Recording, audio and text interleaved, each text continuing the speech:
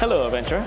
Congratulations, you have just landed in Singapore. You've cleared immigrations, collected your luggages, and you're probably standing here in the arrival hall of Changi Airport. But what do you do now? How do you get cash? How about a SIM card for internet? How to get to your accommodations? In this video, we'll answer all that and a lot more to make sure that your first hour in Singapore goes smoothly without a hitch. Firstly, here are some essential information that you should know before your departure. Let's rewind a few hours into the past.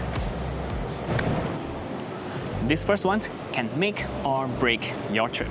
If you're holding a passport from these following countries, you will need to apply for a visa. But beware of scammy third-party websites that claim to help you apply for a visa. Stick to the official Singapore agency that's called the ICA, which stands for Immigration Checkpoint Authority. And here's a hack that can help you clear Singapore immigrations in less than 5 minutes. Although not everyone needs to have a visa, everybody needs to fill up the Singapore Arrival Card, also known as the SGAC. The trick is to fill up the SGAC online up to 3 days in advance prior to your arrival. You can easily find the online form at the ICA website free of charge. But you know what's not free? Luggage space. It's expensive, and if you pack wrongly, it'll be even more expensive. So here are my essential packing list for your trip to Singapore. The weather in Singapore is tropical and sunny, so you can expect it to be hot and humid all year round. To beat the sweltering heat, bring clothes that are comfortable to sweat in. Personally, I prefer to wear polyester shirts and avoid wearing cotton. According to research, although cotton is more absorbent, the problem is it tends to retain your sweat, making it very uncomfortable after you sweat. To complete your protection, bring your favorite hat and sunglasses. Ironically, I also suggest bringing a jacket because some shopping malls in Singapore could get very cold. So a light jacket like this could be very handy. To keep your devices alive, bring an adapter that fits into these 3 pin plugs. Or bring these universal adapters and never have to worry which plug to ever bring again. As we're in the tropics, rain is also a daily possibility. Statistically, we see 171 days of rain every year. So keep an umbrella close and your credit cards closer.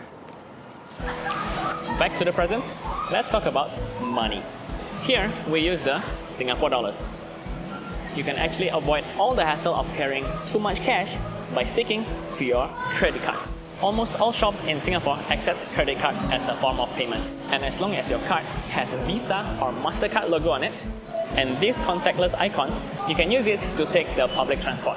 But take note, each person will need to have one card. Do note that your credit card provider will charge a daily admin fee for every day that you are using the card for public transport in Singapore. But personally, I feel that the cost is very low compared to buying the daily tourist pass or the cost of buying a new cash card for public transportation, and not to mention the excess value in each of the card at the end of your trip. I have a whole other travel guide video that goes through the basics of public transportation in Singapore, so you can check that out later. I still recommend carrying some cash. I suggest about $20 per person per day, mostly for older shops or hawker centers that do not have card payments. To get your cold hard cash, you can use these international ATMs that's almost everywhere, or the money changers. The airport always has some, but the exchange rates in town, especially around the Raffles Place MRT, in this building called The Arcade, is much better. Next, access to the internet is almost as important as access to oxygen. To keep yourself connected throughout your visits in Singapore, the easiest way is to get a prepaid SIM card. From the arrival hall, look out for names such as Singtel or StarHub. They have packages ranging from 1 week to 1 month. If you want to extend the validity of your SIM card or add more gigabytes to your data plan, you can just download their mobile app and top up from there. If your phone can support eSIM, it's even better because you don't have to go through the trouble of finding a place to buy a SIM card. If you couldn't get your SIM card at the airport, don't worry, cheer up, because you can always get them at convenience stores such as Cheers or 7-Eleven. By the way, if you find this video helpful, please leave a like so that more people can find it. Thank you very much. Are you hungry after a long flight to Singapore? Well, you're in luck because Changi Airport is an excellent place for a bite.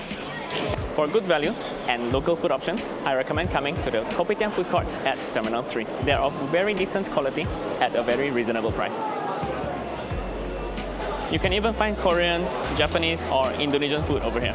For a more posh dining experience, each terminal has some good restaurants. But for a greater array of dining experience, visit the Jewel Shopping Mall. You'll find a lot more international restaurant options, but be prepared to spend at least 20 Singapore dollars per person. The mall is at Terminal 1, but you can easily get here by foot from Terminal 3 and Terminal 2 via all these linkway bridges.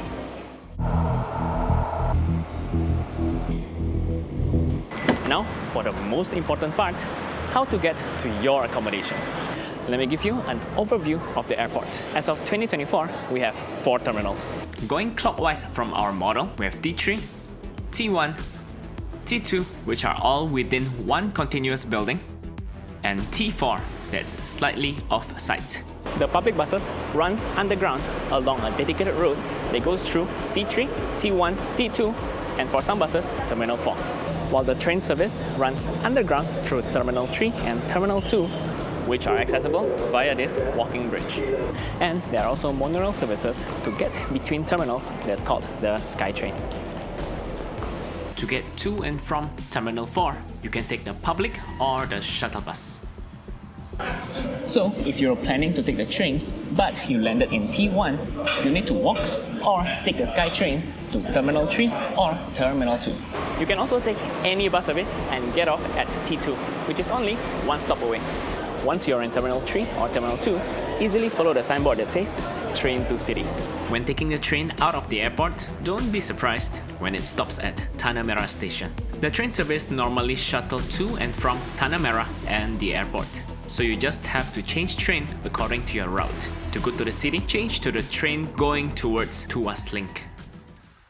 If you prefer higher speed and comfort at a premium, you can get taxis from the taxi stands that's in each of the terminals. All the taxis that you get here runs on the meter, but take note there's a surcharge for airport pickup.